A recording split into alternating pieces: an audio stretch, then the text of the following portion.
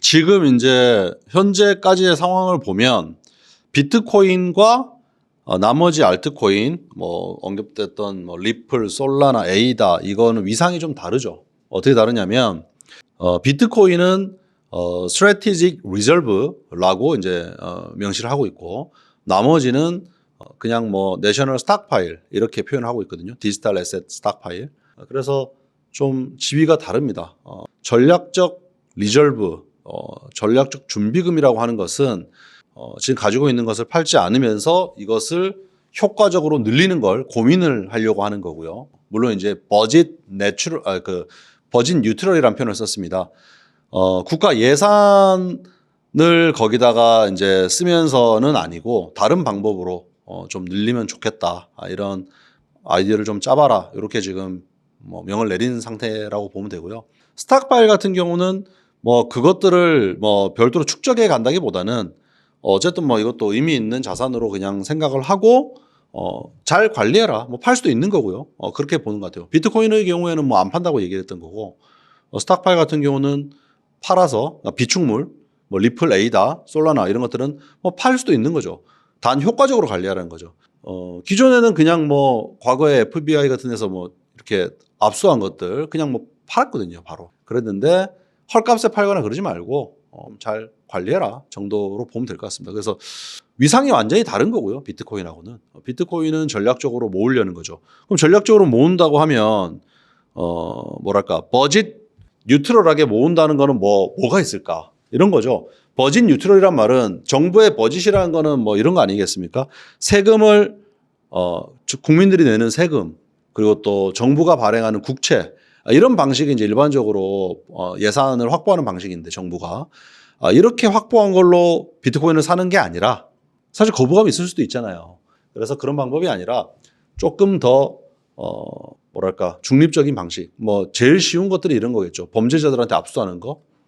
그리고 또 한편에서는 이것도 버짓 뉴트럴이라고 해석될지 모르겠지만 한편에서 또 이런 얘기도 하더라고요. 세금을 비트코인으로 낼 수 있게 해줘가지고 뭐 자발적으로 낸 비트코인 세금의 경우에는 또 활용돼도 되지 않겠냐 이런 의견들도 있고 하던데 어쨌든 뭐 버짓 뉴트럴하게 하는 방법들에 대해서 여러 가지 사람들이 뭐 다양한 아이디어를 내고 있습니다. 실제로 이걸 어떻게 하겠다라는 건 아마 앞으로 또 그 AI 크립토 짜르인 데이비드 sak스를 중심으로 좀 뭐 발표가 있지 않을까라고 생각합니다. 거기에 어차피 재무부, 상무부가 적극적으로 도와가지고 안들이 나올 거라 가지고 그건 앞으로 그렇게 바라보면 될 것 같아요.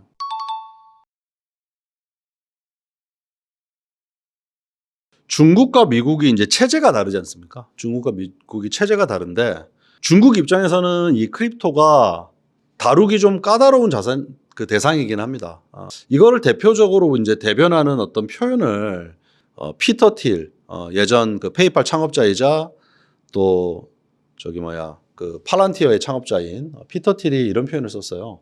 크립토는 리버테리언이고 AI는 커뮤니스트다. 이런 표현을 썼습니다. 이게 뭐냐면은 뭐 이런 거죠. 크립토는 자유주의적이다. 그리고 또 AI는 공산주의적이다. 이런 의미로 우리가 좀 해석해야 될 것 같습니다. 왜냐하면 크립토가 가지고 있는 개방성이 있단 말이에요. 탈중앙화되어 있고 분산화되어 있고 개방적이란 말이에요. 누구나 다 볼 수 있고. 그거에 비하면 AI 같은 경우는 데이터 수집부터가 중앙적이에요. 그렇기 때문에 중앙적이고 통제된 조직이 사실은 AI를 더 잘할 수 있기도 한단 말이에요. 환경적으로. 크립토는 또 반대고. 그래서 이제 중국 입장에서는 이 크립토라는 것 자체가 사실은 통제하기도 용이하지가 않고 왜냐하면 어쨌든 거기는 공산당에 의해서 돌아가는 조직이고 그렇기 때문에 이것을 미국과 같은 방식으로 다루기는 쉽지 않을 거예요. 그러나 그 지금 질문 주신 것처럼 뭐 전략적으로 중국도 비축한다. 그리고 또 뭐 시장을 규제를 풀고 뭐 한다. 이런 얘기들은 있죠. 현재 중국에서는 홍콩을 중심으로 일단은 전개를 하고 있기는 합니다. 홍콩을 일단 아시아 크립토 허브로 만들겠다라는 나름의 목표를 가지고 작년에 ETF도 같이 냈었고 현물 ETF 비트코인이랑 이더리움 ETF를 냈었고요. 그렇게 하고 있지만 실질적으로 그 정도 효과를 가져오고 있지는 못하고 있어요. 그거 했다고 해가지고 막 자금이 거기에 많이 들어가고 뭐 미국의 비트코인 현물 ETF는 엄청나게 성공했지 않습니까? 근데 이제 중국은 그렇지는 않거든요. 그래서 아직까지는 뭐 그런 상황인데 중국 정부 입장에서는 고민일 거예요. 왜냐하면 중국의 많은 부가 미국으로 사실상 흘러 들어가는 상황이 될 수 있단 말이에요. 그렇기 때문에 이제 이 부분은 불편한 부분인 게 맞고 전략적인 어떤 포석들이 앞으로도 계속 나올 것 같긴 하지만은 중국이 이걸 리드하기 쉽지 않다. 중국이 할 수 있는 것은 비트코인 수량을 빨리 많이 확보하는 것밖에 없지 않을까? 이런 생각도 한편으로 합니다. 그렇다면은 사실 우리가 이제 뭐 오늘도 뉴스 나온 거 보니까 북한이 뭐 비트코인을 이번에 라자루스 해킹한 수량으로 만 몇천 개가 돼가지고 뭐 전 세계 뭐 비트코인 보유량이 몇이다 이런 기사가 있던데 사실 오피셜하게 공개된 것만 가지고 얘기하는 거거든요. 미국이라든지 한국같이 뭐랄까 지도자 그룹이 자기 마음대로 할 수가 없고 여러 가지 체크 앤 밸런스 균형과 견제가 요구되는 어떤 정치 구조를 가지고 있는 국가들은 뭐 비밀리에 국가가 산다 이런 건 쉽지 않죠. 뭐 사봤자 소액이겠죠. 그런 어떤 뭐랄까요 뭐 우리로 치면은 뭐 국정원 같은데 뭐 무슨 뭐 비상금 뭐 비밀 계정들 같은 거 있지 않습니까? 뭐 그런 걸로 사봤자 뭐 얼마나 사겠어요. 만약에 산다고 하더라도 그게 또 뭐 맞는 계정도 아닐 것 같고.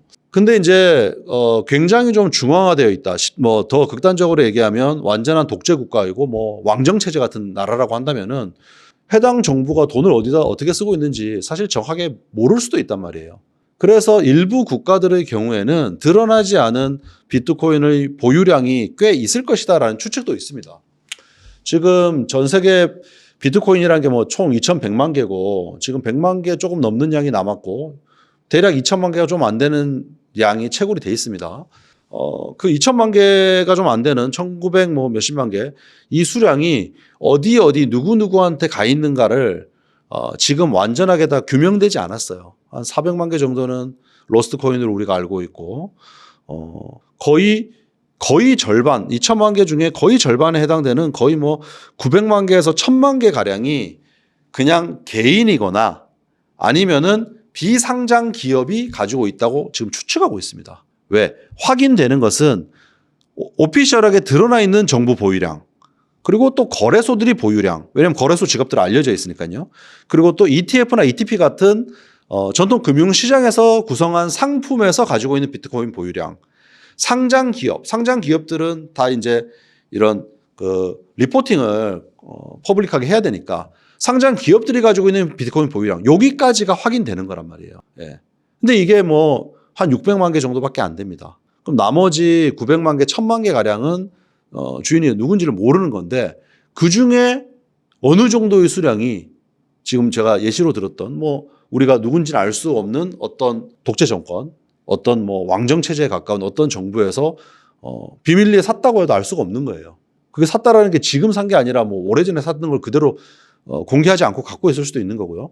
그래서 그건 알 수가 없는데 중국이 크립토 시장에 있어가지고 의미 있는 영향력을 끼칠 수 있는 가장 쉬운 방법은 비트코인 수량을 많이 확보하는 거라고 저는 생각하거든요. 다른 뭐 규제적인 방식은 이 크립토 시장에 사실 맞는 방식은 아닌 것 같고 물론 뭐 중국 정부는 전부터 디지털 커런시에 관한 중앙은행이 발행한 디지털 커런시에 관한 준비들은 계속 해왔어요.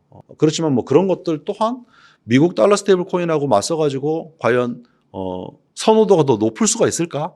그렇지 않을 것 같단 말이에요. 그런 거 감안한다면은 비트코인을 좀 미국보다 더 빨리 많이 확보하는 것보다 더 강력한 게 있을까? 그런 생각이 들기는 합니다. 그 정도의 좀 생각을 하고 있습니다, 일단.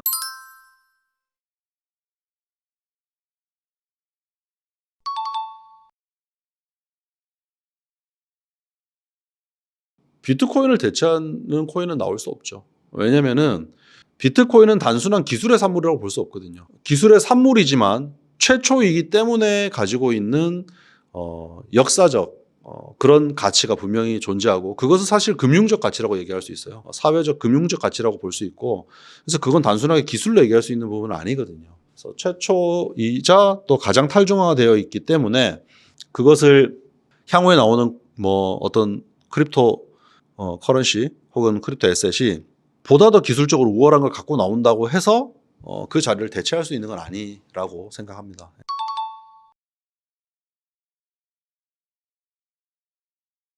세상이 그렇게 알았으면 좋겠다라는 의미라고 생각을 해요.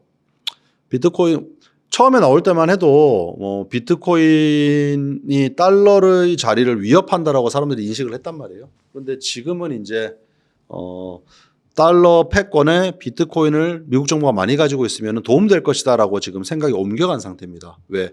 경쟁에서 될 문제가 아니라고 인식을 하고 있기 때문에. 그래서 이제 연준 의장이 그 발언을 한 것은 하나의 디지털 커머디티 자산으로서 금처럼 가치저장 수단이 될 수가 있고, 그러니까 이제 이걸로 인해 가지고 달러 지지가 위협받지 않는다라는 걸 연준 의장으로서 희망사항을 얘기한 거죠. 그렇게 해석하고 있습니다.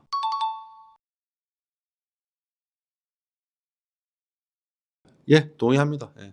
금이랑 상당히 많이 닮아 있습니다. 가치 저장 수단으로서도 가장 선호가 되는 게 맞고요. 그리고 또 과거에 금이라는 게 금화를 통해 가지고 가치 교환 수단으로서도 많이 쓰이고 했는데 그렇게 될 여지들이 있고요. 앞으로 또 속도가 더 빨라질 수 있는 여지들이 있기 때문에. 그리고 또 뭐 금을 우리가 장신구로도 쓰고 산업적으로도 아주 일부 쓰고 있는 것처럼 비트코인 또한 뭐 그런 용도로 쓰이고 있는 움직임들이 있거든요. 오늘 여기 이 자리에서 다 일일이 설명은 안 하겠지만, 그래서 굉장히 좀 많은 부분이 닮아져 가고 있다 얘기를 할 수 있을 것 같아요.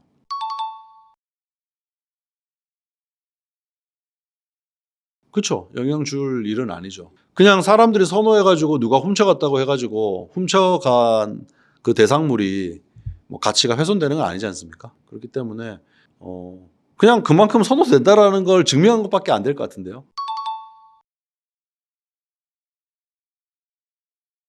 현실적으로 가능할 거냐는 게 아니라 언제 되느냐의 문제지, 당연히 되는 일이라고 생각을 합니다. 왜냐면은 우리 삶이 점점 더 디지털로 많이 이동해 가고 있고 여러 가지 기술적인 발전들을 통해 가지고 우리 삶에 디지털이 더 많이 깊숙하게 침투될 것은 너무나 자명한 사실이란 말이에요. 그럴 때 당연히 가치 저장 수단으로서 지금보다 더 선호될 것이 분명해 보이고, 지금 금의 시총이 20트릴리언 달러 정도가 됩니다. 글로벌 시총이요. 그리고 이제 제일 큰 어떤 기업들, 뭐 애플이라든지 엔비디아라든지 이런 것이 이제 3트릴리언 달러 정도, 이렇게 3조 원 달러, 3조 달러 정도가 되거든요. 비트코인 지금 최근에 좀 가격 빠져가지고 뭐 1.7 이렇게 되는데, 그러면 이제 뭐 금의 10분의 1도 안 되는 거죠, 아직은. 근데 이제 뭐 금이 그런 역할을 하는 것처럼 당연히 비트코인의 시총은 디지털 경제 자체가 커질수록 비례해 가지고 커질 수밖에 없다, 이렇게 생각을 하고 뭐 일개 기업들하고 비교할 대상이 아니라고 저는 생각을 합니다.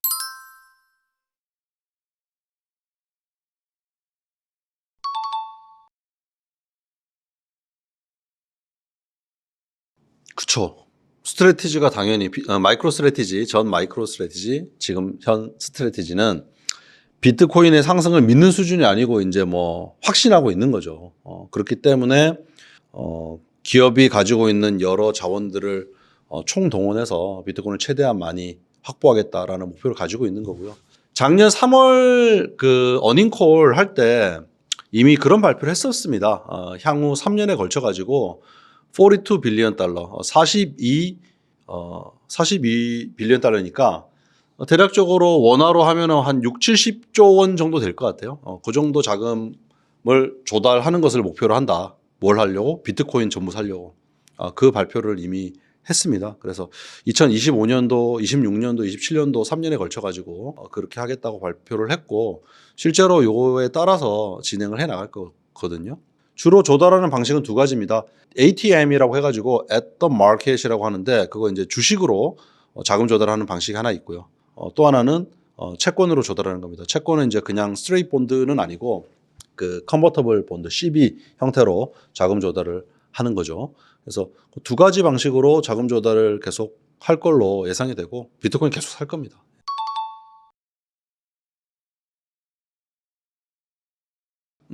예, S&P 500은 이제 나스닥 100보다는 훨씬 큰 인덱스예요. 그래서 나스닥 100보다는 훨씬 큰 인덱스인데 나스닥이 들어가기가 더 쉽거든요. 나스닥에 들어가기 더 쉬워서 보통 이제 나스닥 100에 이제 이거는 기술주 중심이고, 그러다 보니까 테크 기업들이 대부분 좀 많이 들어가게 되는데, 사실 주요 기업들 보시면은 나스닥하고 S&P 500에 같이 들어가 있어요. 나스닥은 나스닥에 상장돼 있어야지만 돼 가지고 이제 이쪽으로 뭐 뉴욕스탁 익스체인지에 상장돼 있던 걸 이쪽으로 넘겨가지고 나스닥 100에 먼저 편입됐다가 S&P에 들어가고 뭐 이런 식의 뭐 테크트리를 타는 편입니다, 기업들이. 근데 S&P 500이 왜 이제 나스닥보다는 좀 더 어렵냐면 요건들이 몇 개가 조금 더 까다로워요. 기본적으로 여기도 이제 뭐 미국의 거래소에 지금 거래되고 있는 기업이어야 되는 그런 조건들은 있는데 지금 뭐 요건들이 여러 가지가 있습니다. 뭐 예를 들어 시가총액 얼마 이상이어야 되고 유동성 얼마 이상이어야 되고 그다음에 뭐 수익성이 뭐 어느 수준 이상이어야 되고 요런 요건들이 있거든요. 근데 그 중에서 이제 스트레이티지 같은 경우는 뭐 나머지 다 충족이 되는데 한 가지 안 되고 있는 부분이 수익성 부분입니다. 수익성이 어떤 걸 기준으로 삼냐면은 지난 분기하고 그다음에 이제 최근 분기 그리고 또 지난 4분기 그러니까 1년이죠. 최근 1년. 요 각각의 수익 순이익을 합쳐 갖고 이게 어쨌든 흑자여야 돼요. 근데 그 마이크로 스트래티지 같은 경우는 지금까지 뭐 비트코인을 계속 사는 것들이 주요한 비즈니스였다 보니까 뭐 그전에 다른 비즈니스 있었지만 시총 대비해서는 지금 너무나 쪼그라들었고 지금까지 회계 기준으로는 비트코인 가상자산 이 디지털 에셋을 재무제표에 반영을 할 때 무형자산으로 반영을 했어야 했습니다. 미국에서는. 그래서 그러다 보니까 무형자산의 경우에는 이익 부분을 반영을 못 하거든요. 손상차손만 반영할 수가 있고 손실 났는 것만 반영할 수가 있고 그래서 이제 뭐 순손실 상태로 계속 좀 반영을 해왔는데 작년 12월 15일자로 해서 그 이제 허용이 됐어요. 이제 이익을 반영할 수 있게. 그래서 다수의 기업들이 올해 1월부터 이게 이제 뭐 3개월 단위로 어쨌든 회계라는 것이 그 뭐 분기 보고서 발표를 하지 않습니까? 그래서 대부분의 기업들이 크립토 기업들이 1월부터 이제 회계 처리 방식을 그렇게 바꿨습니다. 그래서 올해부터는 이제 이익이 날 텐데 문제는 지금 비트코인 가격이 연초 대비 지금 마이너스란 말이에요. 한 10% 정도 빠져 있는 상태거든요. 그러니까 현재까지만 놓고 보면 회계 상황은 바뀌었지만 회계를 반영할 수 있는 건 이제 이익을 낼 수 있는 걸로 바뀌었지만 일단 올해 들어서는 또 마이너스긴 한 거예요. 그래서 요것들이 해소가 되려고 하면은 약간의 시간은 필요할 것 같습니다. 그렇지만 제 생각에는 뭐 연내에는 되지 않을까 약간 낙관을 하고 있고요. S&P 500이 편입되면은 S&P 500을 추종하고 있는 굉장히 많은 ETF라든지 인덱스 펀드들이 있기 때문에 얘네들이 또 자금이 들어올 거예요. 그러면은 또 뭐 기업 입장에서는 좀 더 많은 수요자들이 생기는 거니까 어쨌든 뭐 주가에는 좋은 영향을 줄 걸로 예상을 하고 있습니다.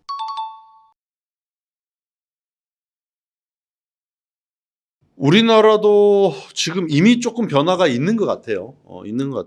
왜냐면은 특히 이제 한 2주 전 정도부터 미디어에서 보도되는 방식도 좀 바뀐 게 피부에 와닿게 느껴지고 지금 정부라든지 여야 가릴 것 없이 스탠스가 좀 바뀌었습니다. 전반적으로 뭐 국회의원들이라든지 정치권에서 하는 얘기를 듣다 보면 뭐 계기가 적은 것 같아요. 행정명령 연달아 계속 나오고 특히 크립토 서밋을 백악관에서 직접 주관을 해가지고 크립토 시장의 리더들 모아가지고 이렇게 한 것들을 보면서 야 이건 진짜 바뀌었구나 많이 느끼는 것 같고 그래서 지금 우리 뭐 디지털 자산 기본법 이거부터 빨리 뭐 처리해야 된다 이런 얘기도 나오고 있고 또 현물 ETF도 뭐 그동안 막고 있던 거 사실 해외에 있는 것도 투자 못하게 지금 막아놓은 상태잖아요. 이런 것도 좀 빨리 풀고 뭐 국내에도 현물 ETF 운영할 수 있게 자산운용사들 지금 뭐 하고 싶어서 안달이 나 있거든요. 나오면 이거 뭐 무조건 히트 상품이니까 그런 얘기도 나오고 있고 또 뭐 그렇게까지 진짜 생각을 해서 그런 얘기가 나왔는지 모르겠지만 외환보유고에 편입해야 되는 거 아니냐 이런 약간 튀는 발언하는 어떤 뭐 정치 지도자들도 뭐 보이는 것 같아요. 근데 뭐 사실 그렇게 얘기하면 외환보유고를 관리하고 있는 KIC나 이런 데서는 뭐 뭔 얘기하겠어요. 뭐 편입하려고 검토 중이라고 얘기하겠습니까? 아직 그런 말 하기 당연 아니거든요. 왜냐하면 그 사람들 다 뭐 월급쟁이들인데 그렇기 때문에 뭐 원론적인 얘기를 하는 정도로 일단은 나오고 있는데 어쨌든 스탠스는 조금 바뀌긴 했습니다. 뭐 지난주에도 보면은 그동안 미디어에 그런 인터뷰 같은 거 안 하던 전 국회의원이었던 김남국 의원 전 의원 나와가지고 갑자기 인터뷰를 하기도 하고 또 뭐 한동훈 전 대표 이런 사람들이 갑자기 뭐 신삼이다 이런 채널 나오고 왜 그러겠어요? 온도가 바뀌었다는 거죠. 내가 크립토 좀 안다라고 좀 드러내고 싶은 분위기로 바뀌었다는 겁니다. 그래서 우리도 확실히 바뀐 건 맞는데 그냥 이거를 낙관하기에는 좀 이르고, 제가 사실 컨설팅 같은 거 하게 된 계기도 그렇습니다. 지금 이거 기업들 이러다가 우리 국가적 차원에서 굉장히 좀 중요한 시기인데 특히 큰 기업들 중심으로 좀 뭔가 의견을 전달을 좀 해드리고 변화를 끌어내는 걸 돕고 싶다, 이런 마음으로 전략 컨설팅 펌 하고 같이 지금 하고 있거든요. 그래서 뭐 그냥 빈말이 아니고 정말로 그 도움이 필요한 기업들, 제가 볼 때는 거의 모든 금융기관들 이런 곳들이라고 생각을 하는데 연락을 주십시오. 여기 제가 웅달 책방에 얘기해가지고 밑에 연락처를 좀 달아 놓겠습니다. 예.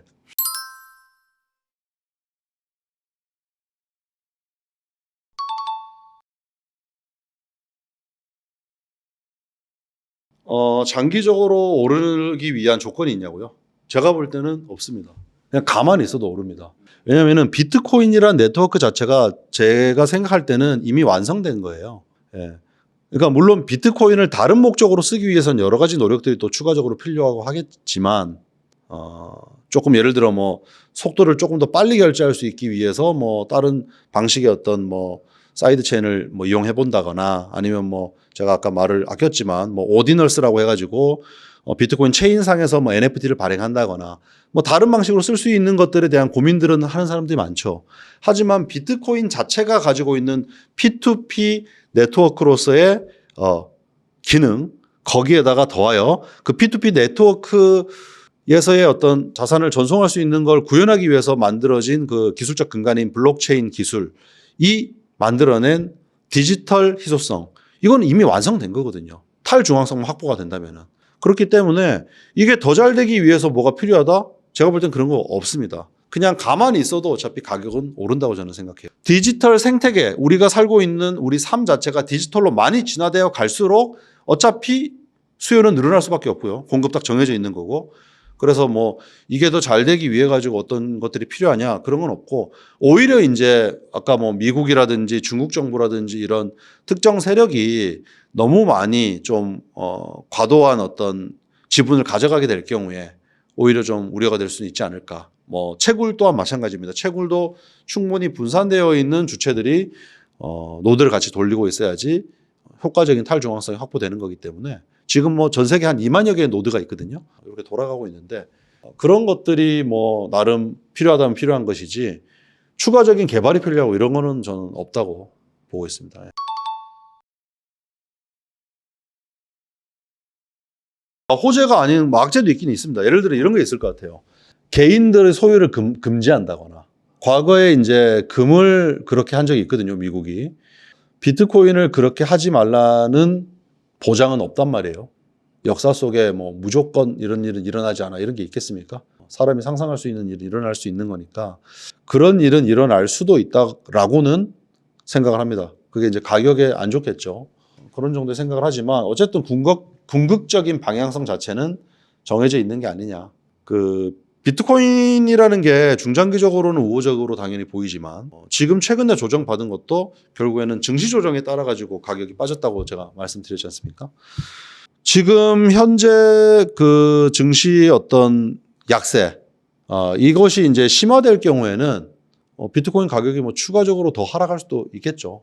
그러나 그것이 뭐 5년, 10년 지속될 거는 당연히 아닌 거고, 그래서 중장기적인 관점에서 보면은 우호적으로 보는 게 맞고요. 단기적으로 더 안 좋을 수 있는 요소다, 그게 뭘까? 이렇게 묻는다고 하면은 전반적인 위험자산 회피 성향이 좀 더 강화될 경우, 좀 더 무역 분쟁도 심화가 되고, 뭐 심지어 뭐 어디 지역에 또 전쟁이 나고 뭐 이런 분위기가 형성되면 또 뭐 인플레이션 뭐 금리가 확 전반적으로 오르는 분위기가 되고, 가장 중요한 건 또 유동성이 만약에 축소되는 상황이 온다. 이럴 때는 이제 안 좋긴 하거든요. 그런 경우들은 이제 좀 안 좋은 상황이라고 볼 수 있고, 중장기적으로 보면 근데 이런 것들이 이제 뭐 계속 지속될 수 있는 것들이 아니기 때문에 장기적으로 볼 때는 낙관적인 거죠.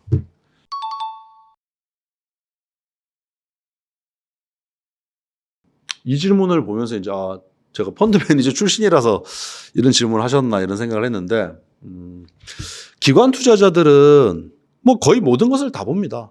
그래서 만약에 기관 투자자들이 뭐 크립토를 지금 운용을 하고 있다고 본다면은 당연히 모든 요소들을 다 볼 겁니다. 정치, 경제, 사회, 기술적인 그런 요소들을 다 전반적으로 보고 있을 거고요. 경제적 요소를 당연히 이제 포커싱 해가지고 볼 텐데 거기 안에는 단순하게 기관들의 수급 이슈부터 해가지고 뭐 경제 지표들, 매크로 어떤 상황들 뭐 이런 것들을 전반적으로 다 모니터링을 하고 있을 거거든요. 그다음에 시장의 센티먼트까지. 그래서 뭐 종합적인 걸 다 보면서 여러 가지 생각을 하고 있을 게 분명하고요. 지금은 어쨌든 뭐 매크로 따라가지고 자산들의 가격과 센티먼트가 움직이고 있는 상황이어가지고 그걸 좀 잘 봐야 될 것 같아요. 그래서 저는 이제 제가 그 유튜브 채널에서도 그런 얘기를 많이 드리고 이런 데 나와서도 말씀 많이 드리는데 비트코인 현물 ETF 플로우가 굉장히 중요합니다, 지금. 그래서 제가 아까 뭐 한 2달 사이에 5 빌리언 달러 대략 원화로 7조 원 이상이 자금이 유출됐다라고 얘기를 드렸는데 그 정도 유출됐으면은 가격 조정 받을 만한 거죠. 예. 결국 그럼 누가 팔았냐? 비트코인 현물 ETF를 주로 투자하고 있는 투자자들의 기관 투자자들의 절반이 단기 매매하는 계정들이거든요. 예. 우리로 치면은 은행, 증권사의 프랍 트레이더들 그리고 또 뭐 사모펀드, 헤지펀드들 이런 기관들이 그것들을 또 많이 거래를 한단 말이에요. 왜냐면은 그냥 이제 우리 뭐 주식 같은 것들을 거래를 하듯이 외로 별도의 뭐 크립토 계정을 안 만들어도 비트코인 현물 ETF를 샀다가 파는 거 정도는 굉장히 쉽게 익스포저를 얻을 수 있는 거기 때문에 그런 거래를 많이 그동안 했을 겁니다. 가격이 또 오르고 있었고 작년까지만 해도. 그래서 그랬던 것들을 지금 장 꺾이고 하니까 좀 포지션을 줄이고 이런 것들이 얼마든지 나올 수 있는 거죠. 그래서 뭐 그런 정도로 보고 있습니다.